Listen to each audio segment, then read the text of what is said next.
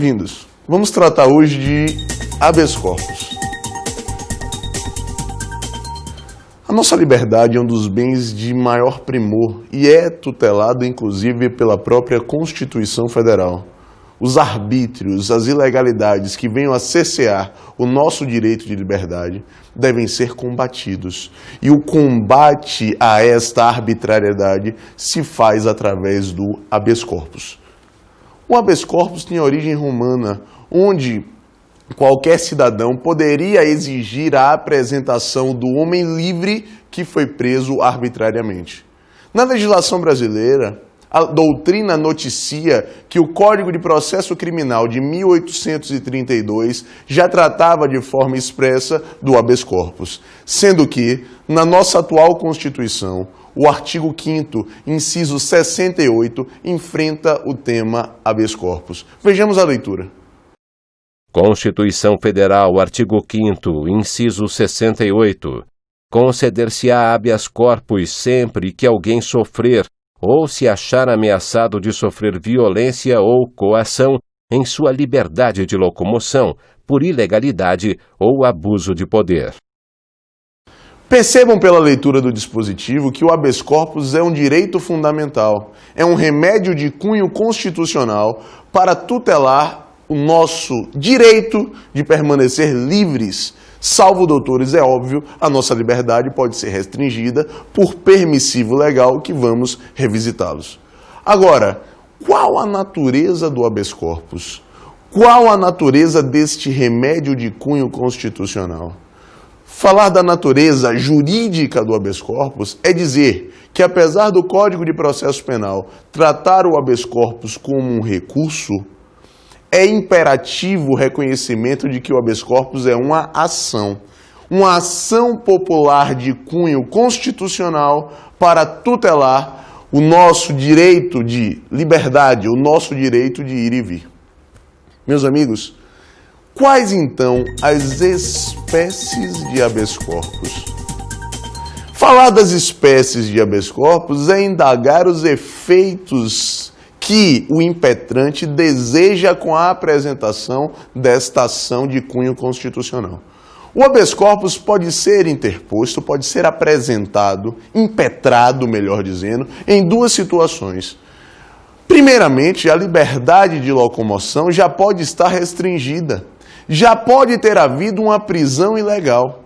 Caberá então a impetração de um habeas corpus no desejo de fazer cessar esta coação já instaurada.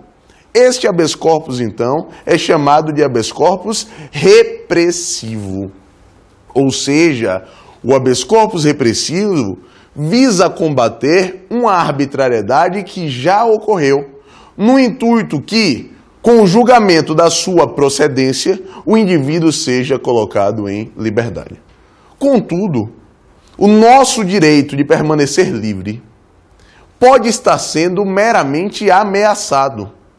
Ou seja, a liberdade de locomoção ainda não foi cerceada, mas é possível que isto ocorra. Exemplo, o senhor tem notícia que uma determinada autoridade deseja patrocinar a sua prisão. Um delegado que arbitrariamente comunica que vai patrocinar a sua prisão. Veja, é uma arbitrariedade que o senhor tem notícia que irá acontecer. O que fazer, então? Ajuizar uma ação de habeas corpus.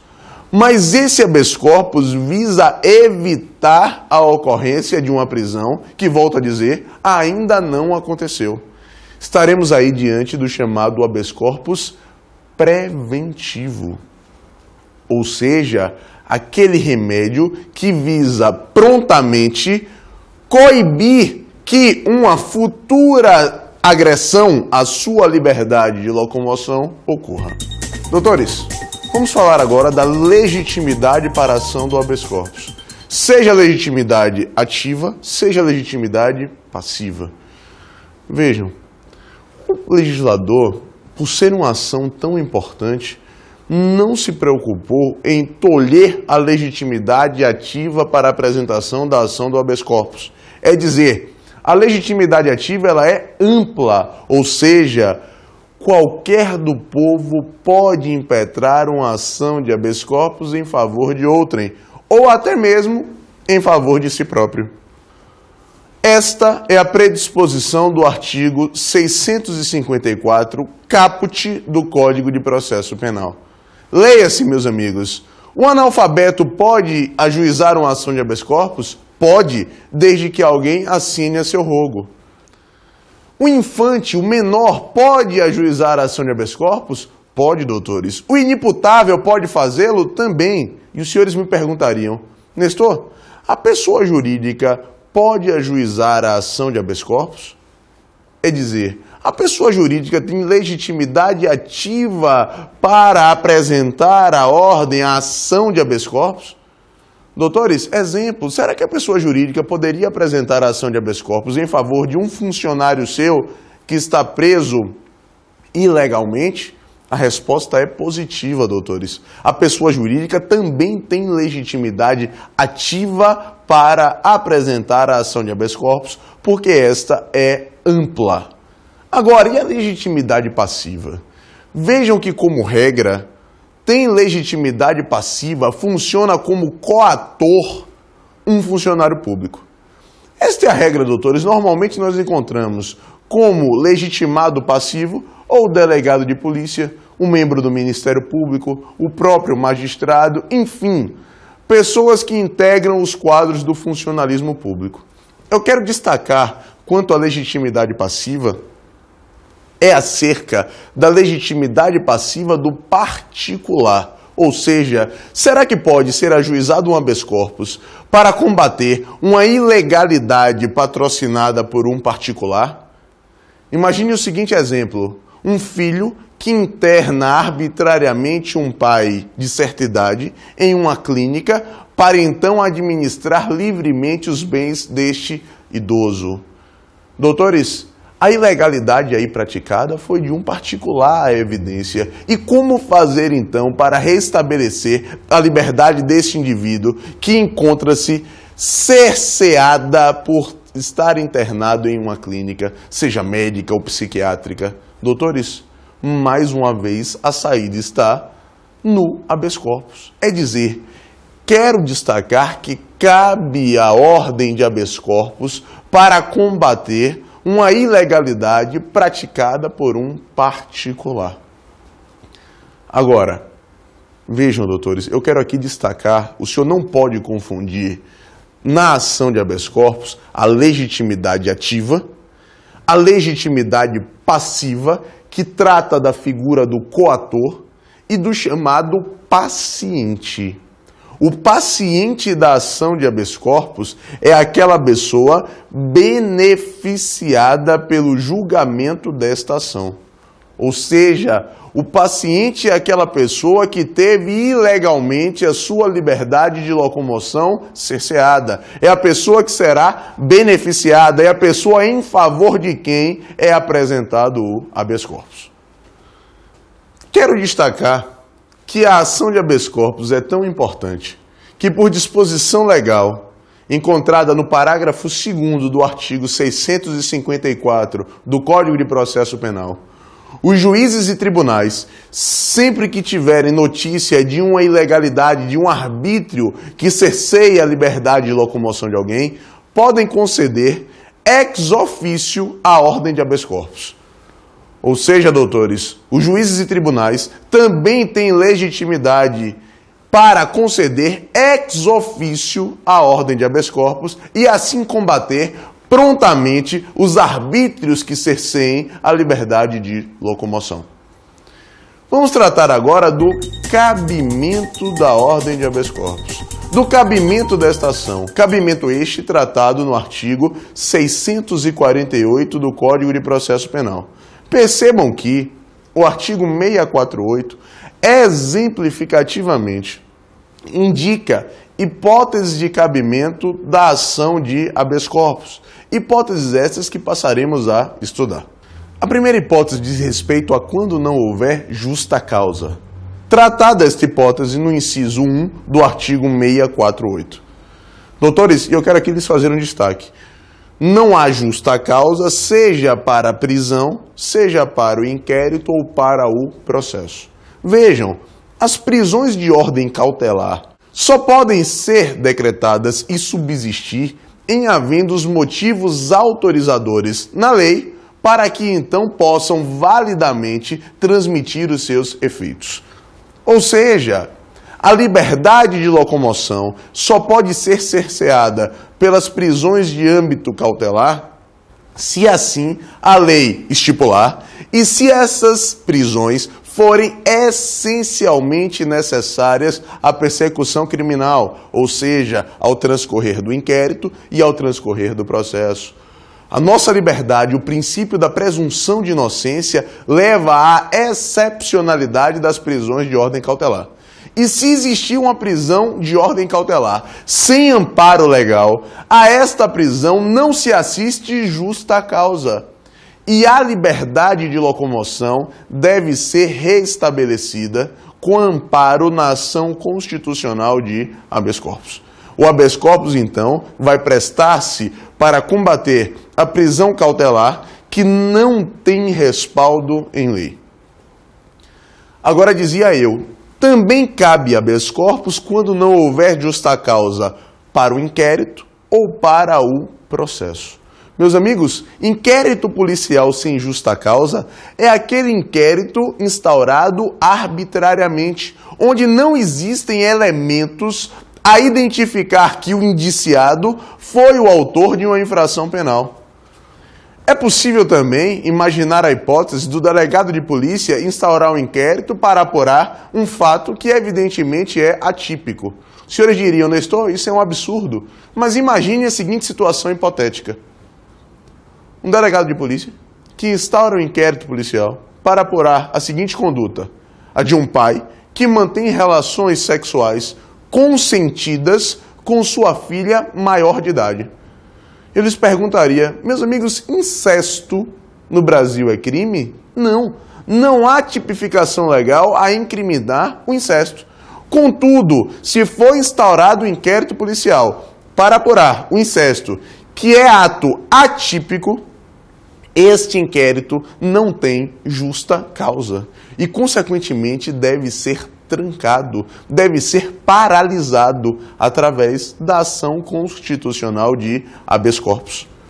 Ou seja, meus amigos, este inquérito policial instaurado passa a ser um arbítrio e deve ser combatido para então ser cerceado, ser trancado, ser extirpado, doutores, e, para tanto, vamos nos valer da ação constitucional de habeas corpus. Assim como pode faltar justa causa ao processo.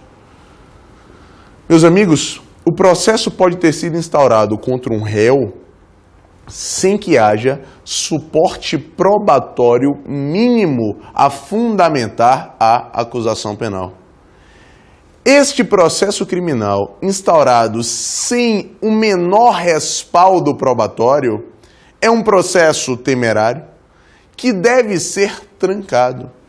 Trancado valendo-se a vítima, e eu falo vítima porque o réu neste caso passa a ser vítima, valendo-se ele da ação constitucional de habeas corpus. Vejam que o professor Afrânio Silva Jardim enquadra a justa causa como uma quarta condição para a propositura da ação penal. Vale dizer, a ação penal só pode ser exercida validamente e o réu, por consequência, só pode ser processado em havendo lastro probatório mínimo a fundamentar a inicial acusatória. Doutores, em não havendo este lastro probatório mínimo, o processo iniciado deve ser trancado. E trancado através da ação de habeas corpus, porque este processo passou a constituir-se em um arbítrio que deve ser combatido. A segunda hipótese de cabimento de habeas corpus tem respaldo no inciso 2 do artigo 648, ou seja, quando o indivíduo estiver preso por mais tempo do que a lei determina. Aqui eu quero destacar o prazo das prisões de ordem cautelar. Percebam que as prisões de ordem cautelar, ou seja, aquelas patrocinadas antes do trânsito em julgado de uma sentença condenatória, em regra não tem prazo.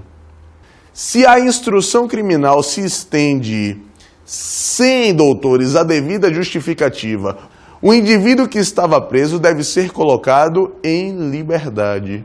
Em liberdade, através da apresentação da ação constitucional de habeas corpus, que vai combater justamente esta demora no trâmite da persecução criminal e vai viabilizar que o indivíduo seja colocado em liberdade para agora, solto, acompanhar o processo. Doutores, a terceira hipótese de cabimento da ação constitucional de habeas corpus tem respaldo no inciso 3 do artigo 648. Ou seja, quando a pessoa que determina a prisão não tem legitimidade para tal. A Constituição Federal indica que a prisão pressupõe mandado judicial, salvo nos casos de flagrante e salvo nos casos de transgressões de ordem militar. Esta é a indicação do artigo 5º, inciso 61 da Constituição Federal. Assim, doutores, se quem determina a prisão não tem competência para fazê-lo, esta prisão é ilegal, é arbitrária e deve ser combatida através do habeas corpus. A próxima hipótese de cabimento de habeas corpus está tratada no inciso 4 do artigo 648 e diz respeito à cessação dos motivos que autorizaram a coação. Se o indivíduo já cumpriu a pena e mesmo já tendo cumprido seu débito com a sociedade continua preso, o habeas corpus é o meio hábil para combater este arbítrio e fazer valer então a liberdade do indivíduo no intuito de permitir que o indivíduo que já cumpriu pena seja colocado imediatamente em liberdade. A próxima hipótese de cabimento de habeas corpus está tratada no inciso 5 do artigo 648 e diz respeito à não admissibilidade de fiança. Ou seja, a Constituição Federal, no artigo 5º, inciso 66, veda, meus amigos, o estabelecimento da prisão quando couber na espécie liberdade provisória. Seja a liberdade provisória mediante fiança, seja a liberdade provisória sem a necessidade de fiança. Vale dizer, em cabendo liberdade provisória, esta deve ser concedida para evitar o cerceamento cautelar. E se, doutores, a liberdade provisória arbitrariamente não é concedida, o meio hábil para combater esta arbitrariedade é a ação de habeas corpus. Vejam, temos agora mais uma hipótese de cabimento de habeas corpus, tratada no inciso 6 do artigo 648 do Código de Processo Penal, indicando que cabe habeas corpus quando o processo for manifestamente nulo. É dizer, em havendo anulidade no transcorrer da persecução criminal, se o magistrado não a reconhecer ex officio, dando continuidade aos trabalhos, o réu vai desejar a evidência que essa nulidade seja reconhecida para que então os atos sejam repetidos a partir do momento em que ocorreu a nulidade.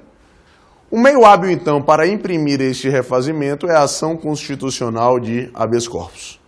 O próximo passo, doutores, ou a próxima hipótese de cabimento está encontrada no inciso 7 do artigo 648 e diz respeito a quando já estiver extinta a punibilidade. Vejam, doutores, as causas de extinção da punibilidade estão enfrentadas no artigo 107 do Código Penal. E, se já estiver extinta a punibilidade, não deve haver a evidência persecução criminal. Mesmo extinta a punibilidade do agente, por exemplo, pela prescrição, se for instaurado inquérito ou se for instaurado processo criminal, este abuso deve ser combatido através do ajuizamento da ação constitucional de habeas corpus. Doutores, quero só lhes lembrar que o artigo 648, em todas estas hipóteses por nós enfrentadas, é meramente exemplificativo, é dizer, hipóteses outras podem autorizar a ação constitucional de habeas corpus, mesmo que não encontrem respaldo expresso no artigo 648 do CPP. Contudo, quero destacar aqui, já que falamos nas hipóteses de cabimento, de algumas hipóteses de inadmissibilidade da ação de habeas corpus. Primeiramente, os artigos 138 e 139 da Constituição Federal inadmitem a ação de habeas corpus durante o estado de sítio. A própria Constituição Federal também, no parágrafo 2º do artigo 142, inadmite o habeas corpus nos casos de transgressões de ordem militar.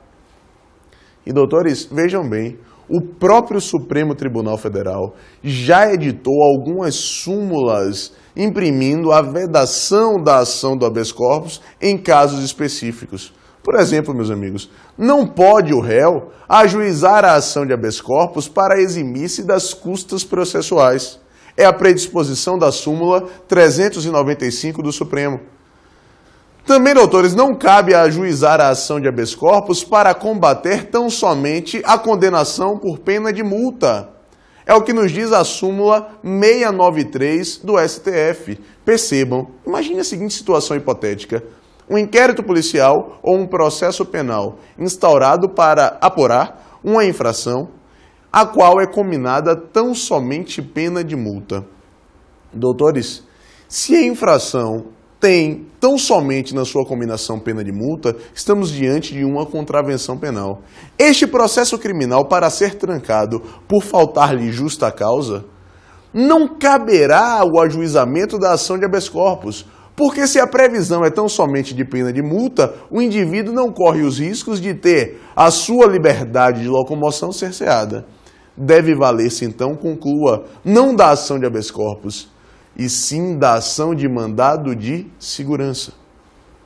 Remeto os senhores também a mais duas súmulas do Supremo, as de número 694 e 695, que tratam também do não cabimento da ação constitucional de habeas corpus. Vamos falar agora, doutores, da competência. Quem tem competência para julgar a ação de habeas corpus? E aqui eu lhes dou, meus amigos, um direcionamento. Para identificar a competência para a ação do habeas corpus, sempre tome por parâmetro a seguinte situação. Quem é a autoridade coatora?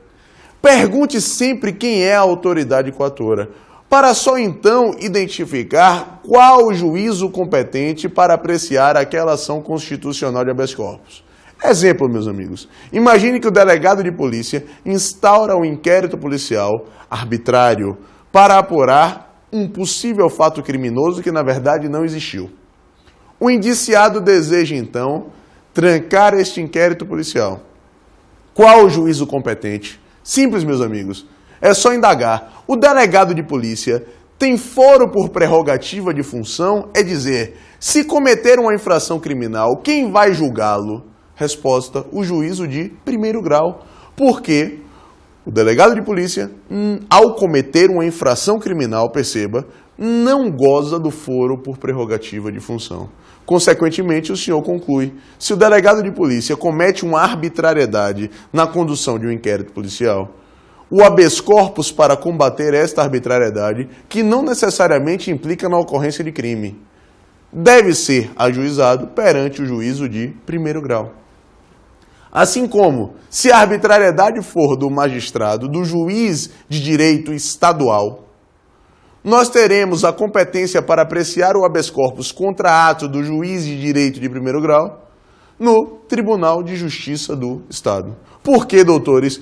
Por nosso raciocínio, você responde, se o juiz cometer uma infração criminal, ele é julgado em que foro por prerrogativa de função? Ele é julgado no Tribunal de Justiça. Consequentemente, o habeas corpus por uma ilegalidade patrocinada pelo juiz deve ser ajuizado perante o Tribunal de Justiça.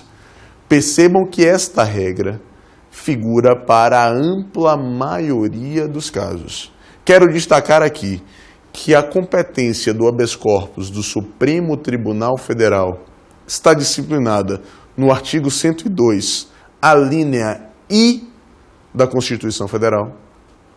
E a competência para julgamento do habeas corpus por parte do Superior Tribunal de Justiça está delineada no artigo 105, a linha C, que nos remete também à linha A da Constituição Federal. Ou seja, os tribunais superiores, doutores, no caso especificamente do STF e do STJ, têm a competência para o habeas corpus, para a apreciação do habeas corpus, tratada diretamente na Constituição Federal.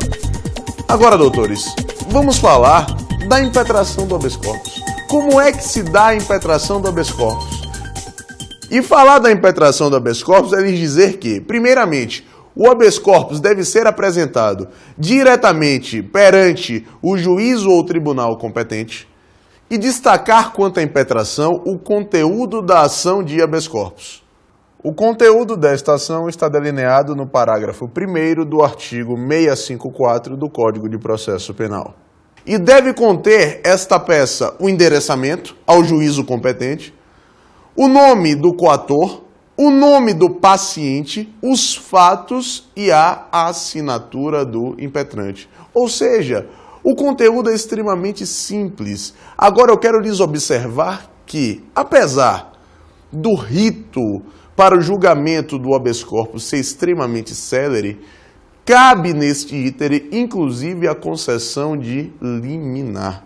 É dizer, admite-se a liminar na ação constitucional de habeas corpus para reparar o quanto antes, de forma, doutores, máxima em efetividade, o restabelecimento da nossa liberdade. Quanto a liminar, vejamos a leitura da súmula 691 do Supremo Tribunal Federal. Percebam. Supremo Tribunal Federal, súmula 691. Não compete ao Supremo Tribunal Federal conhecer de habeas corpus impetrado contra decisão de relator, que, em habeas corpus requerido a Tribunal Superior, indefere a liminar. Uma segunda observação que eu quero lhes fazer diz respeito à admissibilidade da impetração do habeas corpus por fax e até mesmo por telefone. É dizer, procura a doutrina restringir ao máximo as formalidades para o ajuizamento da ação de habeas corpus. Vamos agora tratar do procedimento em sede de habeas corpus. Primeiramente, a petição é dirigida diretamente ao juízo ou tribunal competente. E o magistrado pode determinar que o preso lhe seja apresentado, ou até mesmo, meus amigos, olha que destaque importante, pode ir até o local onde encontra-se recluso o preso. Feito isso, doutores, o juiz pode determinar diligências urgentes, vai ouvir o paciente e deliberará no prazo de 24 horas.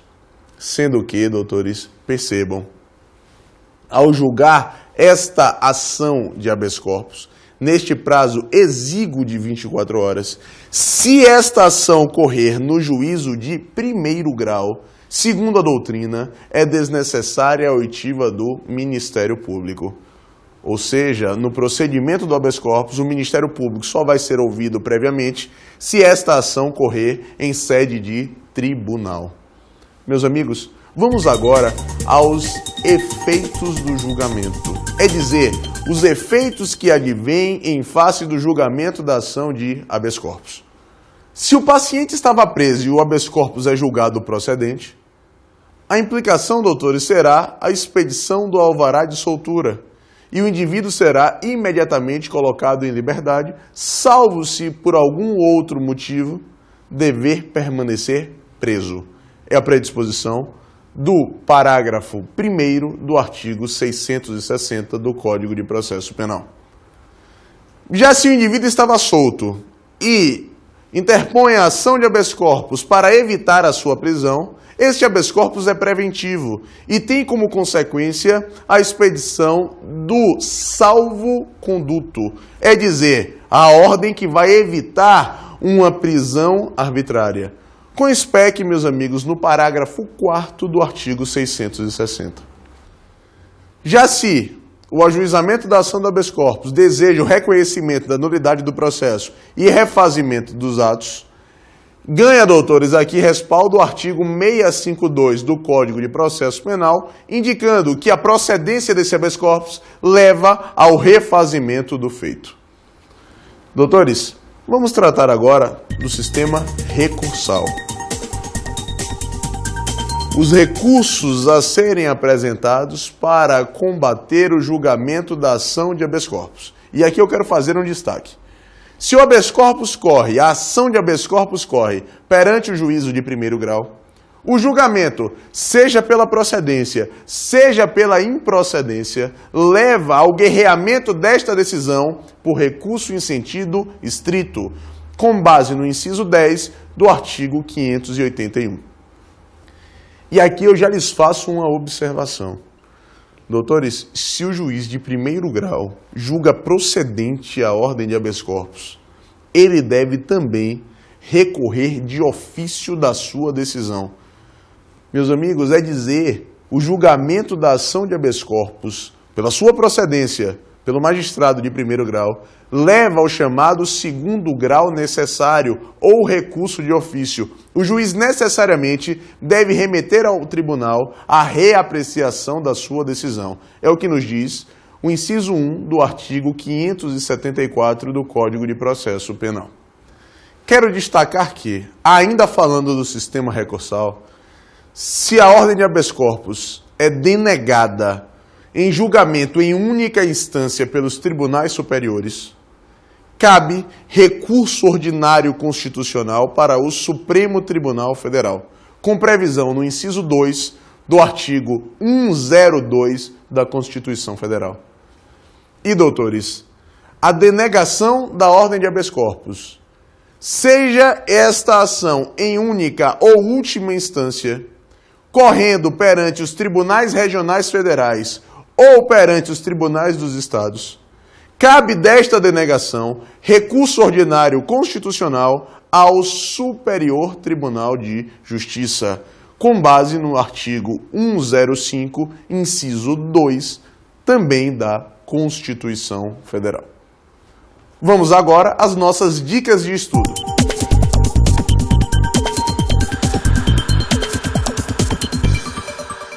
Quero destacar ao aluno hoje a importância das hipóteses de admissibilidade da ação de habeas corpus, enfrentadas no artigo 648 do CPP, hipóteses estas que são meramente exemplificativas e não exaustivas, e também o destaque ao estudo sumular, principalmente as súmulas 690 a 695 do Supremo Tribunal Federal. Por hoje é só.